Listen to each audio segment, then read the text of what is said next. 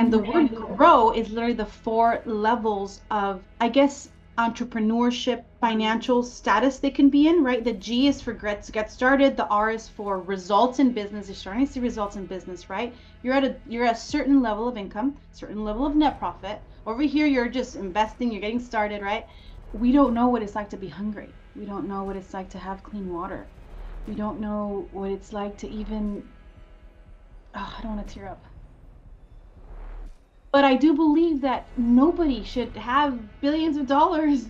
Just give it away. You can make it. It's fine. You have the freedom to make it. But You don't give them a fish. You teach them how to fish. my younger version, I would immediately start telling her that she's not as smart as she thinks.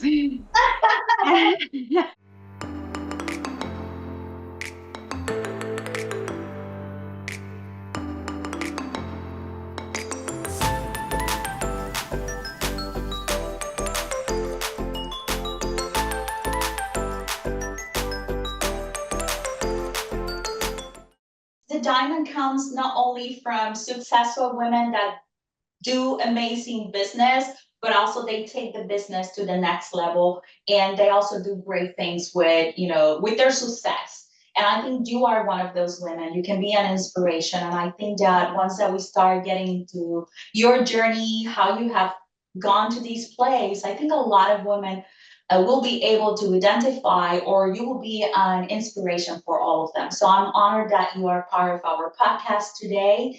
And I think that our audience want to know more about you, Alex. So tell us Oh, about your journey.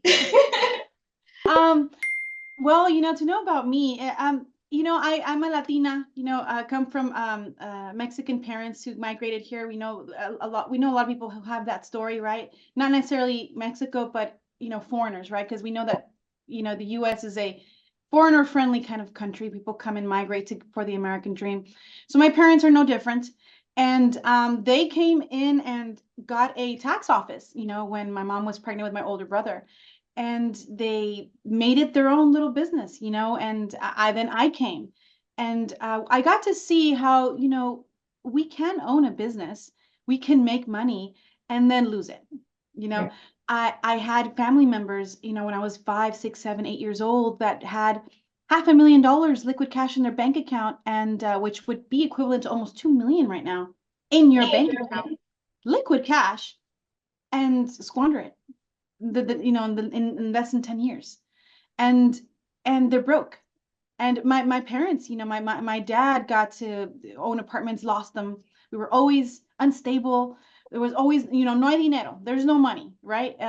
There's no, I heard that as a little girl so many times, that it was just like, this is normal, this is normal life, is this what? And then I would see other people have like luxury houses and cars and all these, world trips, and I would think like, why, how do they live like that? It must be that their parents, got rich by their parents and their parents, and the wealth. And I just didn't understand that it was money management. It was good. It was habits. It was financial habits, money management, and it was financial knowledge that is not really open to the general public.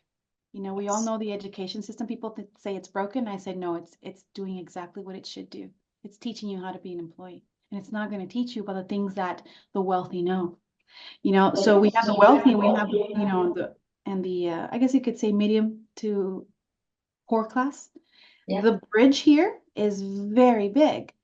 And I started realizing that at a very young age, when I was a teenager, because I was doing taxes at 14, 15. My dad would tell me, don't tell them your age. You're just helping me. You're my assistant. Because, we had a little tax office. So I Yes. had to put all this makeup on and try to look older. Now I'm not trying to put that much makeup on, right? But I would try to look older and do people's taxes, and I would see what they would make, and then eventually, like, my dad got into such bad habits, um, so bad that, he became an addict. I lost him to drugs and alcohol.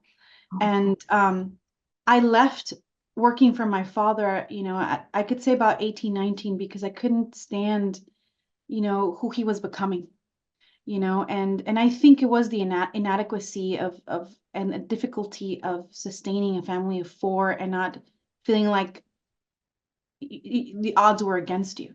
And I would see how he would get so frustrated about finances in life, and he'd just go to the bar, and so I left and I started working. I did a lot of things. I did boxing and I did dancing. I got into professional dancing. I was just trying to find myself, right? But I eventually ended up at a firm that did account management for celebrities. So I did it for actors, actresses. I did it for basketball players. Wow. And I was managing their books, and I started seeing like one actor, he's pretty popular. Don't want to name him.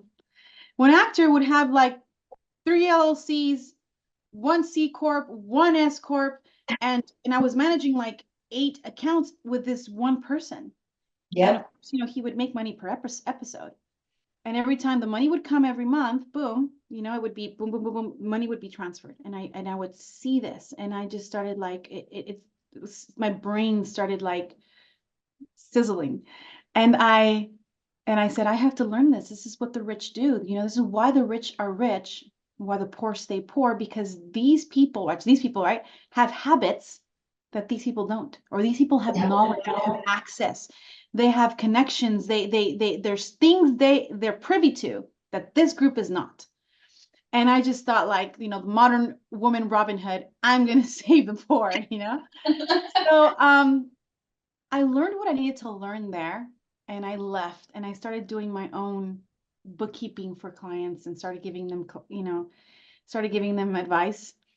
Then my family got ripped in two. At that moment, my parents got a divorce. They ripped tax office in half. My brother and my dad went to, a tax office. They got and took 80%, 75 to 80% of the clients. Wow. Mom stood with the old office and no money, no nothing, and called me up and said, I need you. I need you to grab this office and make it grow with me, because if not, we're not going to feed ourselves. We're not going to be able to pay rent. At that point, I was already, I had a partner, and I've never really owned a business that had some type of foundation, even though it was like 20, 30% of it, and, survival mode kicked in. And I immediately started looking into what it's like to be an entrepreneur, what I needed to do to succeed, reading articles, talking to just successful business owners. I think that was one of the most major things, is like, you can read all these books, but having a mentor, like Jen, like I've considered you to be a mentor in your field, talking to people that know what they're doing, and being friends with them, true friends. I think that's where the key to success is, who your circle is and who you are around, that they will not let you fail. So it took me about 10 years, and yeah, I am where I am now. We are nationwide. I have 3 companies that I service right now.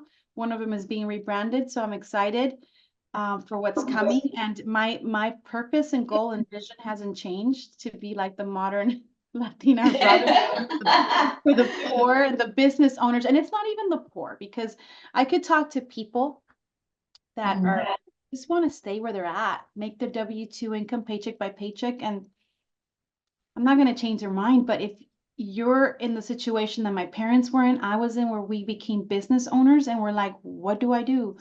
Where do I go? I'm going to fail. I have nobody. Then that's where my heart is at. It's just like, I know what you feel. I know what it's like. Let me help you, and let me tell you how you can grow. And so, yeah, that's where I'm at now. I mean, thankfully, God has blessed me, and I think that's my story. Wow. There's so much to unleash on that story, Alex. I'm super excited and inspired by your story. Here's what I'm looking at. You come up from my family. What I call an outsider, right? Because I felt that too. I'm an outsider.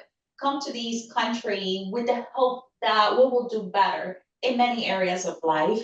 And then you encounter this challenge where your family takes a challenging journey that put you in different emotional situations, but you pivot and you were resilient and you say, I'm going to find myself. I'm going to become the best version of myself. I'm going to do sports. I'm going to do all of those things that help me figure out my way. And that's very strong, right? When you are challenging your existing situation. And I admire that a lot, going through that resiliency journey. The second thing that you mentioned was habits. The most critical thing for any person, if you want to be successful in anything, finance, sports, or any other area of your life, habits will be critical, right? It's those habits that make a difference. The third thing that you mentioned too that blow my mind is the journey of taking this path of entrepreneur and learning how the financial successful people have become financially successful, not only because they're working hard, but also because they have advisors and mentors that help them get where they are, and advise them on not only how to create habits, but also how to create financial structures, legal structures that allow them to really Correct. create wealth. And that journey right there for me is like, whoa. So let's start tapping into some of those areas. I want to talk about some personal stuff. Having just authentic conversations, right? Because I think a lot of Do us it. do this.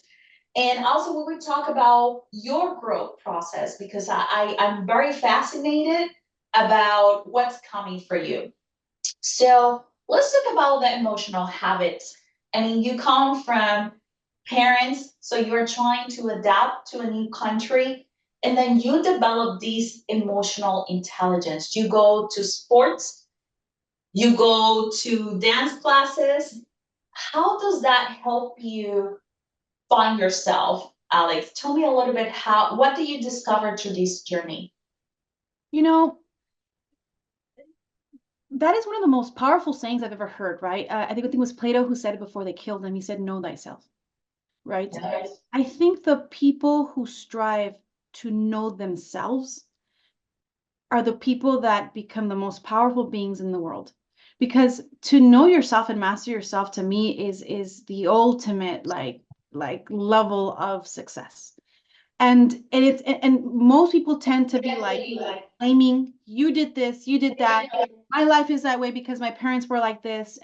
And so it's more like outwardly people are trying to find blame or trying to find who they are outwardly, as opposed to trying to find who they are inwardly, right?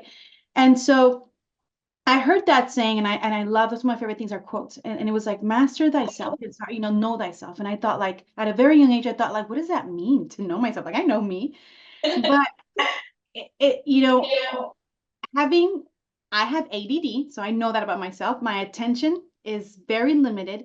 And by the time I start a project, I don't finish it. By the other time, I'm starting another one. And then I don't finish this one, I'm starting another one. So I know that about myself, and I know my strengths and I know my weaknesses, but it's not something that I knew. It's just something that I had to find out. Like, wow, Alex, you tend to have this habit. You tend to do this, you tend to do that. So once I knew that about myself, I said, so how can I improve it? How can I improve my weaknesses? And it is, my ADD can be a weakness. It can be a superpower, it can be a weakness because it also brings me down. Yep. And I said, well, Alex, you obviously need to be doing multiple things at once. If you don't, you're going to be bored and depressed.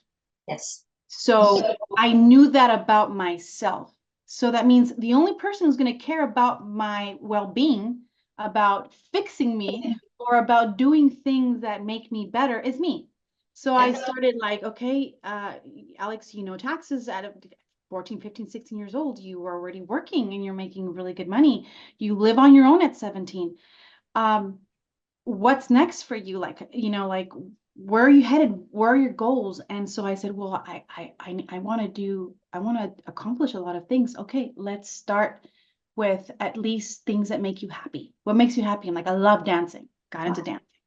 Like, wow, boxing to me was just, it's to me it's a mastery. I love, it's very difficult. People think like, oh, boxing, I would never know. Even if you're a girly girl, just to be trained by a coach, and the coordination and the mind and the balancing, it's just amazing the way you can use your body. So I got into that, so I started doing things to get to know myself.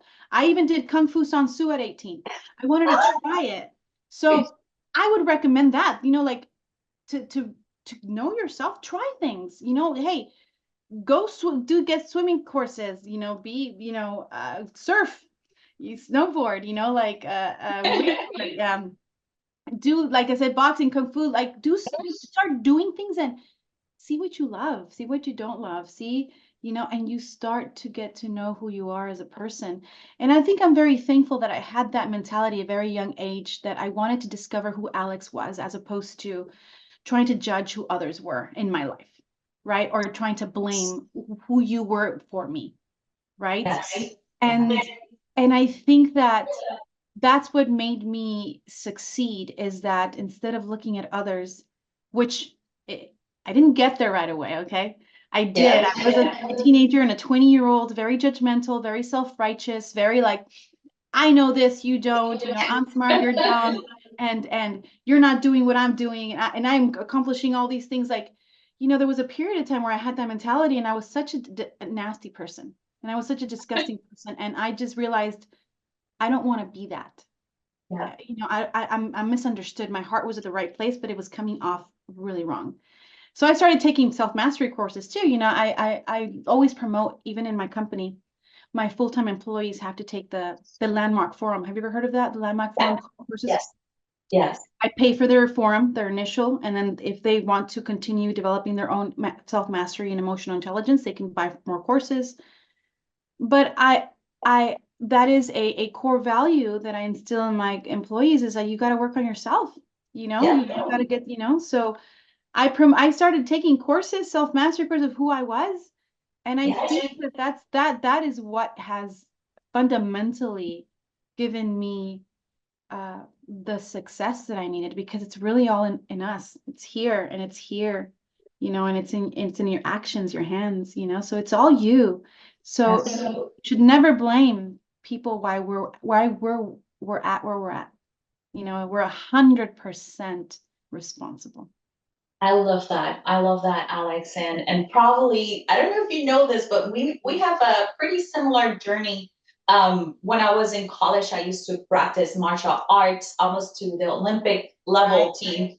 And it just helped me to take responsibility of what I was doing, when I was doing it. I did have the same challenges you do with ADHD. You focus on one thing, but you get bored, and then you go to the new one, and it was so difficult to figure that journey. And at the same time, practicing martial arts helped me find my center.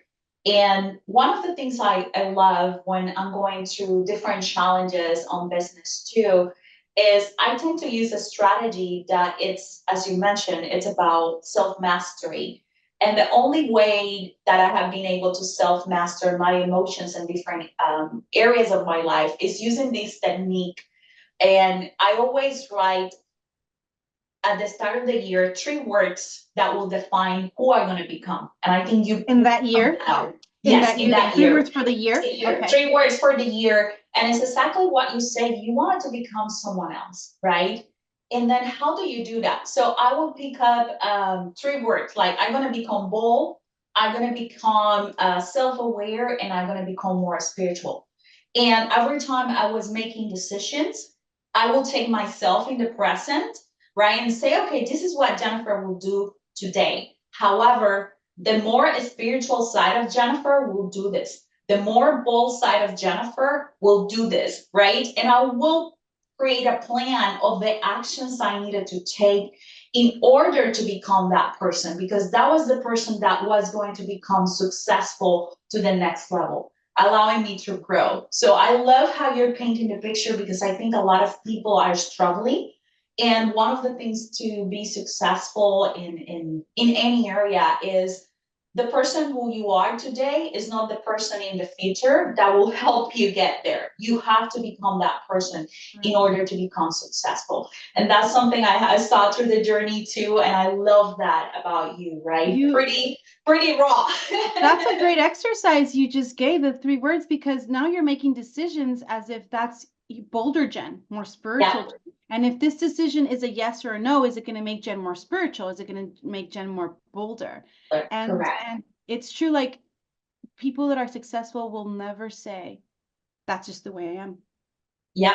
They will Never never say that. Like, Like, no, that's not the way you are. That's just the way you choose to be right now, right? You can correct. be whoever you want to be and change and shift. And, no, I can't, I will not ever put up with people telling me like, well, that's just the way I am. And like, no, that's not true, Correct. Yes, and it We're will always push you. changing. Yes, it's that fact of always changing. It gets you away from the fear of I'm gonna be rejected because you're not focusing on you and how you're gonna have all of these challenges. You're looking at the future and say, if I want to become this person, what I need to be willing to do. And at that point, sometimes it's challenging because it takes people owning the relationship with themselves, people taking responsibility of their actions. And I think that's one of the things that has been very inspirational about you. You take all of these situations, you make something out of it, you learn in the journey, and you decide this is a new Alex. So Alex, who is defined by grow, and I'm gonna use that word because I know Alex, you have been working on growing your business, your brand, creating some shifts based on everything you have learned. So I know you have a new program coming. Can you share with us what is that about? Because I'm excited. You share a little bit about it. I own 3 companies, and one of them is called IRBusiness. It's IRB.tax and IRB immigration, right? So all 3 of them do, one of them does immigration, and the one does just personal tax preparation from the comfort of your home through our website with our tax specialists that have more than 20 years experience. And then I have IRBusiness, who I manage a lot of businesses, entrepreneurs, and we do their bookkeeping, their payroll. We do tax strategies, tax planning, and just helping them grow their business. So that business, IRBusiness, is now being rebranded to IRB Grow. And the word grow is literally the 4 levels of, I guess, entrepreneurship, financial status they can be in, right? The G is for get started. The R is for results in business. You're starting to see results in business, right? You're at a certain level of income, certain level of net profit. Over here, you're just investing, you're getting started, right? The O is opportunities. Now you start seeing opportunities are coming to you, right? These people are always asking me, Alex, where, I have 50, 100, 200,000, where should I invest it, right? So these people, now I'm guiding them towards, okay, we're doing your accounting, we're doing your payroll, we're doing, we're structuring your business, you're opening up another business, now you're seeing more money come in. Now let's start creating you into wealth, right? GROW. Let's get you into wealth and then start investing, right? Let's invest intelligently, and let's grow your money, the money they're making in your business. Let's do it the way the wealthy does it. So I now clients who are with me, we're just not just any business and tax consultancy firm. We are literally giving you in every step that you're in, or every stage you're in business, right? Because you can have 3 businesses and each business can be in different stages, right? Yeah. We're literally telling you, like, do this, this, and this, so you can go to the next stage. You do in this one, do these things and you'll go to the next stage. And we're seeing their financials or P&Ls and telling them where they're bleeding and where they could probably double down on, just being like, you could say like a part-time CFO or a fractional CFO, but not to a level where we're charging a salary. It's more like it's just a membership to be a part of our grow community and the services needed for success. And I say needed because it's either death or taxes. You need it. Whether you do them with me or you do them with anybody, you're going to need, if you're an entrepreneur, you're going to need payroll, accounting, right? Bookkeeping, personal tax preparation, and business tax preparation. Those 4 are the core fundamentals that you need.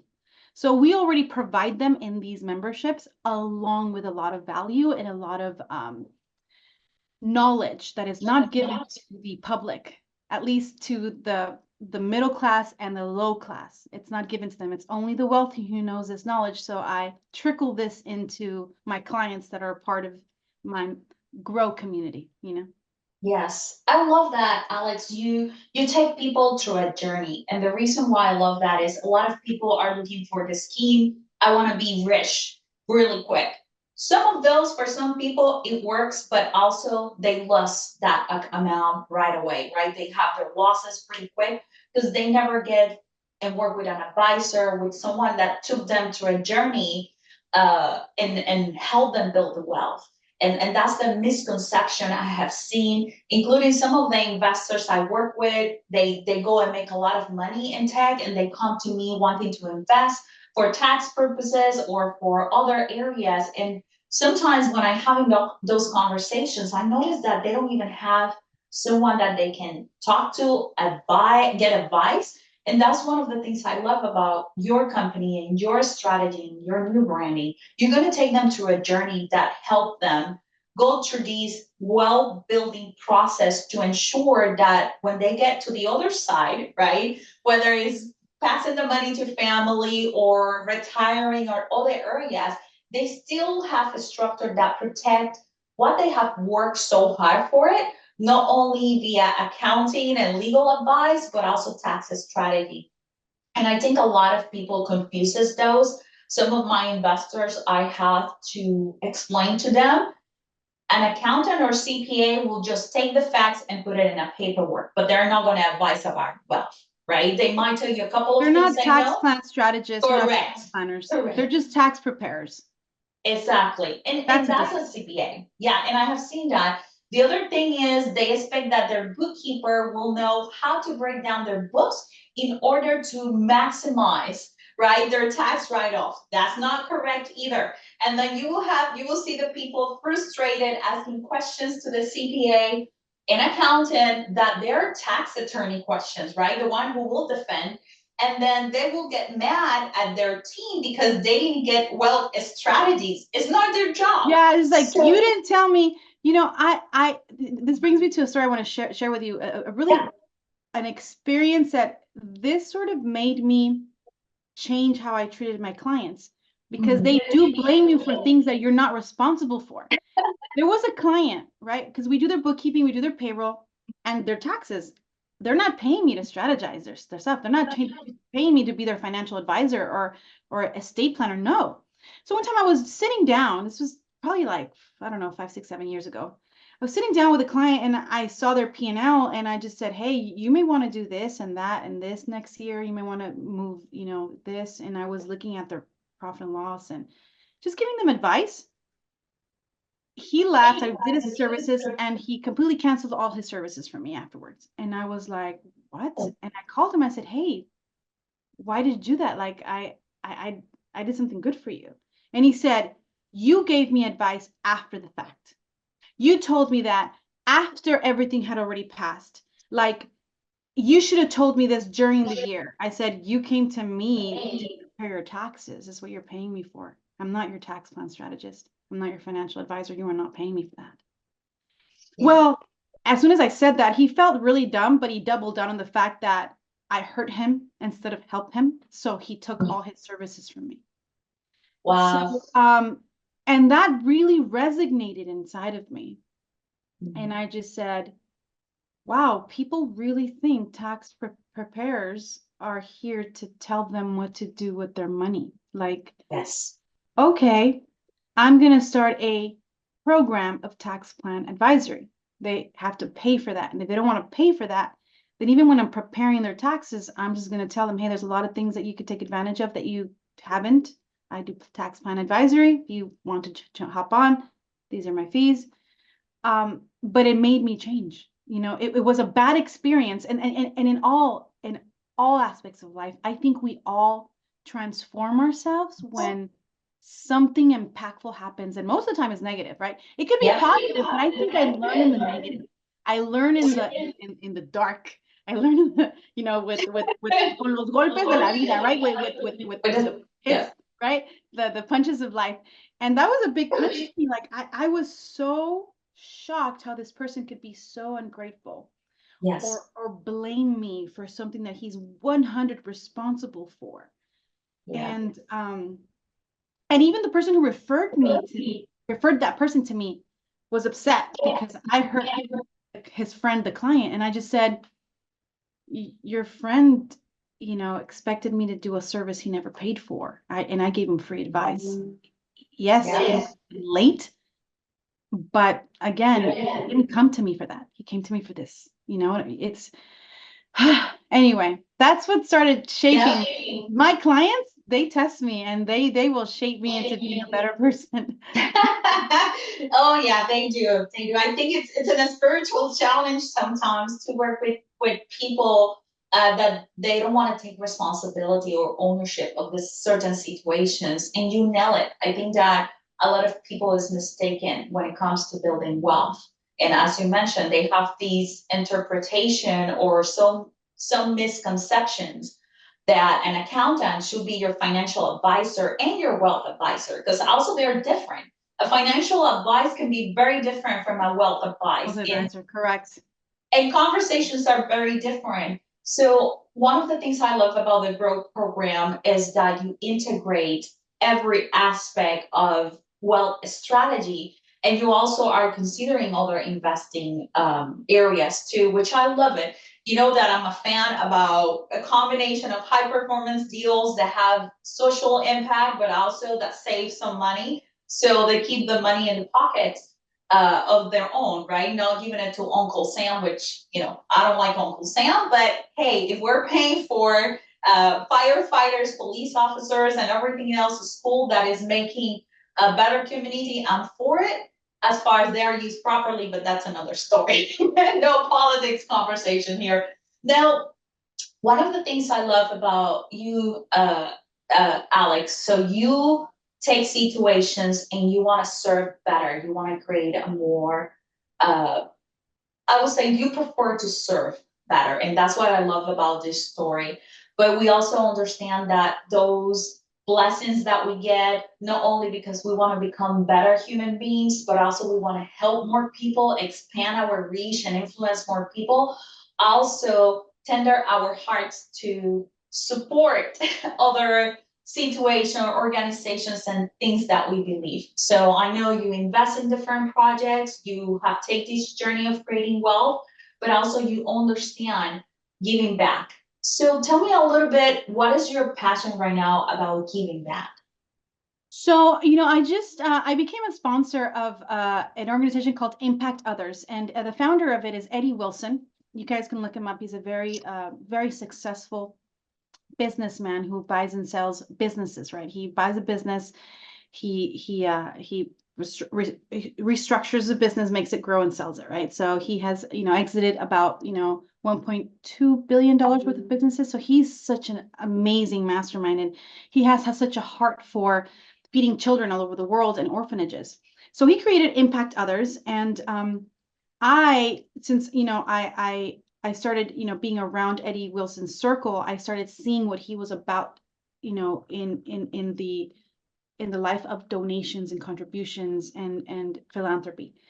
And I saw that Impact Others literally gives 100% of what you donate to orphanages all over the world.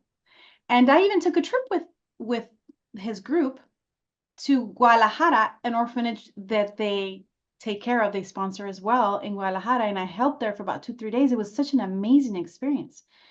And I just changed my life. And I just thought, like, my God, like, here we are in a country where the American dream, we have our properties, our business, where, we don't know what it's like to be hungry. We don't know what it's like to have clean water. We don't know what it's like to even, I don't want to tear up, to even be hugged, right? Yeah. To be held. So when I was in this trip, these kids, they're speaking Spanish, and I got to listen to their stories, and they're very, they're very difficult to swallow. Yeah. And just to be listening to them, or even, a nice little caress in their hair, or just like in their cheek, and giving them a hug, it meant the world to them. It brought hope to their life. And then so I started, I donate monthly, and I also bring this program, and I invite others to look at Impact Others. And if they want more information on how they can help, it literally does fund food and shelter and clothing to orphanages in different parts of the world. And it's something that from here on moving forward, I will be, telling my clients, especially entrepreneurs, to give back. And if they can't, at least take one trip to just experience what it's like, so yes, it's, I think helping the children, feeding them, the orphanages of the world is something that, sort of Eddie impacted on to my heart that, I used to do here before I even met Eddie. I have there's a client who owns a nonprofit organization called Los Niños de Guatemala. And she's been with me for about 15 years, maybe 10 years. It's been a long time. And so I've always known she had this organization. She goes and she travels to Guatemala, takes a lot of things to these children in these orphanages. And so since I met her, I've always like, hey, I got a whole bag for you. Here's this, here's that. I have toys, I have clothes, so I would make like big boxes and I would give it to her because I knew she was heading down there. And then she would send me videos. She also, Little Dreamers of Guatemala, that's her nonprofit. Oh, So I've been donating for many years with her, right? She'll put it on Instagram and then she'll be like, look, she's wearing the dress you got and she's wearing the shirt and she shows me all the little things that I am donating and they're being used. I know I want them being used, not giving to, I don't know, an organization and just like what, from $1, they only donate 30 cents, 60 cents because it all goes to payroll, it just, I hate that. Yep. So once I met Eddie and then I met his foundation and how it's 100% goes to 100, literally they're always at a loss. It goes to these orphanages. I was like, I'm in to help, it's how are we making this money if it's not for making other people smile? Like, how much can you just make yourself smile with all the money you have in your bank? Like, I'm a firm believer. I don't believe in communism and I don't believe in socialism either, right? Everybody earns their own keep. Mm-hmm. But I do believe that nobody should have billions of dollars, just give it away. You can make it. It's fine. You have the freedom to make it. But what are you doing with that? Just sitting, making yourself more businesses and more money and making it grow? Give it away, like give it away in a way that you're teaching people how to fish as opposed to giving them a fish. And this is why also I like Impact Others, is that Impact Others doesn't just give them food and feed them, teaching them how to sew, how to make dresses, how to paint, giving them a profession so that they can sustain themselves, right? And I'm so for that, teaching how to fish as opposed to giving them a fish. The fish, correct. And I love that about you sharing that story and what you support. We do believe, right, in investing with impact, and we redefine that. That doesn't mean you don't make money, right, when you are putting money in your investment. It means that, yes, without money, you can make choices to make this world better, a world worth leading. And that's the part I love about that and why I love working and investing with women at different level. We don't only make money and we do good business, but also we get to take portion of that money and make a difference. And that's why I love about investing with impact, right? A lot of capitalists that will say, I don't do that because you don't make money. That's not true. You can make a lot of changes, you can make money, but as you mentioned, I think that's a misconception. You don't give them a fish. You teach them how to fish. And that's the difference when we're picking up different organizations. And I'm in the same boat. If I see someone is just donating to feed, okay, what are we doing to show them how to feed themselves? And that's what it makes a difference. So Correct. Thank you for sharing that story. I think that will I'm always and I'm inculcating that into my IRB Grow member community. I'm gonna be preaching to all my business owners that you want it's even like the Bible speaks about whatever you reap you sow, right? So as a business owner, are you sowing generosity? Are you giving back? If you want life to give it back to you, good stuff, you need to plant good things, good seeds, and and helping others that are less fortunate, that you will always be, I think, the most the most fulfilling thing you can do, right? There's another Bible scripture says there's more happiness in giving than there is in receiving. Yes. So it is, you feel depressed, you have an empty heart, start doing things for others, start helping others, and your heart will start getting full, you know? Yes, yes, it's a completely different thing when you give. And you see that seed growing too, that's very fulfilling, and it's just it starts shifting, right? How you look at the world, and I love that. So, well, wrapping up on this conversation, thank you for being here. I want to ask a question because probably a lot of people are looking at your story and seeing, hey, I can do this. What would you tell yourself, right? If you went back to your younger self, Alex, and your future self, what would you tell your younger version and your older version to improve, to grow? What would you tell them? So one is my younger and one is my older. Yes. My younger version, I would immediately start telling her that she's not as smart as she thinks. No. I would literally tell her that start investing into trying to completely change who she is immediately, emotionally, and in wisdom and intellectually. Like I would immediately tell her to start investing in emotional intelligence, to start investing in coaching, to read books on becoming someone that completely different than who she is at that moment, to invest more in herself sooner than the time it took me, right? And to tell her that her point of view is not is set in stone, right? It's malleable, right? Your point of view is malleable. It's always going to be changing. It's not strict. Basically, your point of view, how you view life, will always change based on the result you want. Yeah. So, however she thinks at that moment, it's not true, and it's just a point of view, it's just an opinion.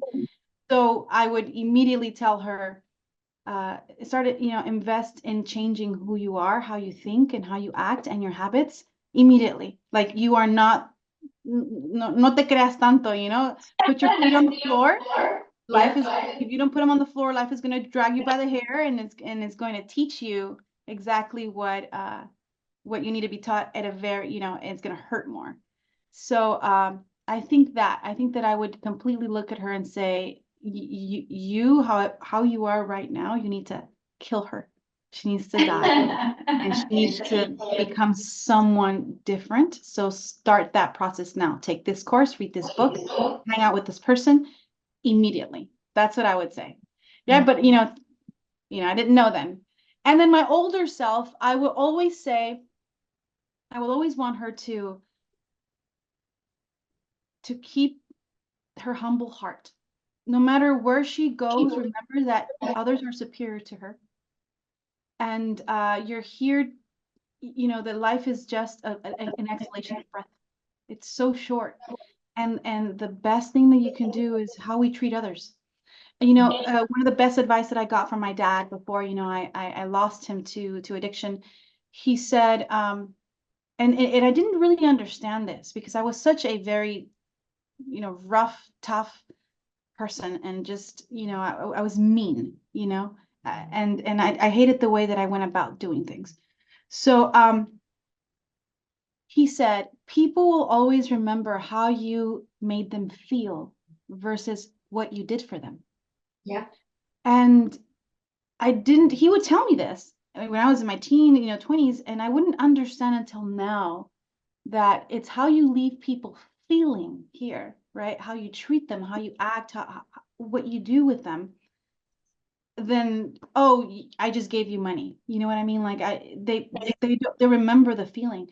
So I've had to change how I speak to people, how I talk to people, how I interact with people, that they understand me instead of me hurting them, insulting them, making them feel less of a person.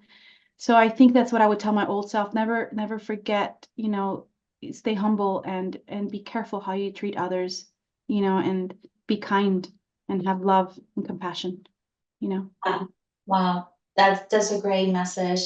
And I love this. For me, I always look at the phoenix, the bird as the opportunity to reborn every day and remind ourselves who do we want to become, and remind ourselves that every day we have the opportunity to start shifting towards the direction we want. And I can see that with you, Alex. I can see that, and I know that our community probably catch your spark, right? In this Yes. conversation, in your journey, and our community will love to hear more about you and more information. So of course, at the bottom in the description, I will be putting more information about how they can contact you. And again, Alex, thank you so much for joining us, for sharing your inspirational story. Thank you. And I'm looking forward for your new coming adventures. So thank you Yes. for. Yes, you'll be a part of them. You'll always be a part of them because you're such a special person in my life. And so I'm just grateful to have you in my life as well, Jen. Thank you so for having me and seeing me worthy enough to speak in your podcast, which I know is going to impact so many people. And I hope that your spark continues to illuminate as many as people as you've already touched. Oh, thank you, Alex. Well, for everybody out there, catch her spark and enjoy the next videos.